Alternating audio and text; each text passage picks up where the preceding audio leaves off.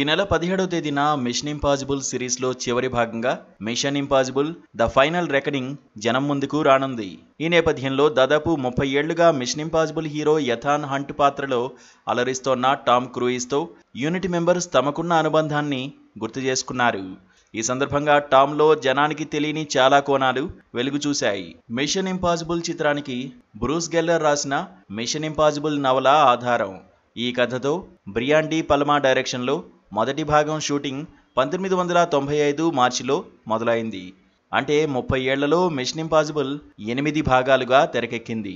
ప్రతి చిత్రం వసూళ్ల వర్షం కురిపించడమే కాదు, టామ్ క్రూయిజ్ను సూపర్ స్టార్గా నిలిపింది.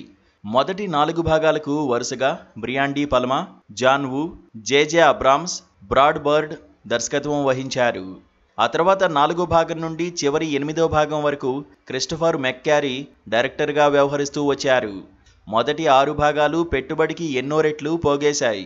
కానీ 7వ భాగంగా వచ్చిన Mission Impossible Dead Reckoning Part 1 అన్నింటికంటే తక్కువ పే చేసింది.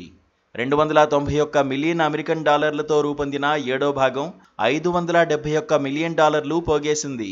చివరి భాగంగా రూపొందిన మిషన్ ఇంపాసిబుల్ ఫైనల్ రెకనింగ్ చిత్రం ఏకంగా 400 మిలియన్ డాలర్లతో తెరకెక్కింది.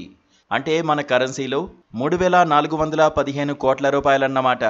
మే 17వ తేదీన విడుదలవుతున్న ఈ సినిమా ప్రపంచవ్యాప్తంగా ఏ స్థాయి వసూళ్లు కొల్లగొడుతుందో చూడాలని సినీ ఫ్యాన్స్ ఆసక్తిగా చూస్తున్నారు. ఇలాంటి తరుణంలో టామ్ క్రూయిజ్పై యూనిట్ మెంబర్స్ అభినందన జల్లులు కురిపించడం విశేషంగా మారింది. టామ్ క్రూయిజ్ 62 ఏళ్లు దాటినా ఇంకా ఫిట్గా బాడీని మెయింటైన్ చేస్తున్నాడు. ఆయనలోని సెన్స్ ఆఫ్ హ్యూమర్ ఓ పెద్ద మెడిసిన్లా పనిచేస్తుందని డైరెక్టర్ క్రిస్టోఫర్ అంటున్నారు.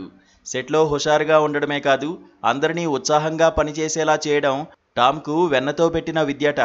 ఒకవేళ ఎవరైనా సెట్లో చీదినా సరే వారి దగ్గరకు వెళ్ళి ఆర్ యూ ఓకే అంటూ ప్రశ్నించి, ఒకవేళ సరిగా లేకపోతే వెంటనే డాక్టర్ని పిలిపించి వైద్య సహాయం అందించేదాకా టామ్ నిద్రపోడని యూనిట్ మెంబర్స్ గుర్తు చేసుకుంటున్నారు. టామ్ హీరోనే కాదు, టెక్నీషియన్గా కూడా ఆయనకు ఎంతో అనుభవం ఉందని చెబుతున్నారు. సీన్కు సంబంధించిన మూడ్ లైటింగ్, కెమెరా యాంగిల్స్ గురించి డైరెక్టర్తో పక్కాగా చర్చిస్తాడని అంటున్నారు.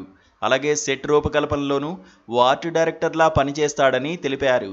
మిషన్ ఇంపాసిబుల్ సిరీస్ కోసం టామ్ రన్నింగ్లో స్పెషల్ స్టైల్ని క్రియేట్ చేశాడని, అదే ఫ్రాంచైజ్కు ఓ సిగ్నేచర్ లాగా పనిచేసిందని టామ్తో పనిచేసిన నటి బాస్సెట్ చెప్పారు.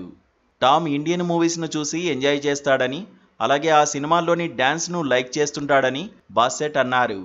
టామ్ ఓసారి నాన్ స్టాప్గా డ్యాన్స్ చేయడం తాను చూశానని ఆమె గుర్తు చేసుకున్నారు. ఎక్సర్సైజ్, డ్యాన్స్, రన్నింగ్ వల్లే టామ్ ఈనాటికి అంత ఫిట్గా ఉన్నాడని మరికొందరు తెలిపారు. ఇంతలా యూనిట్ మెంబర్స్ను అలరించిన Tom Cruise mission impossible last మూవీతో ఏ తీరున మురిపిస్తాడో చూడాలి.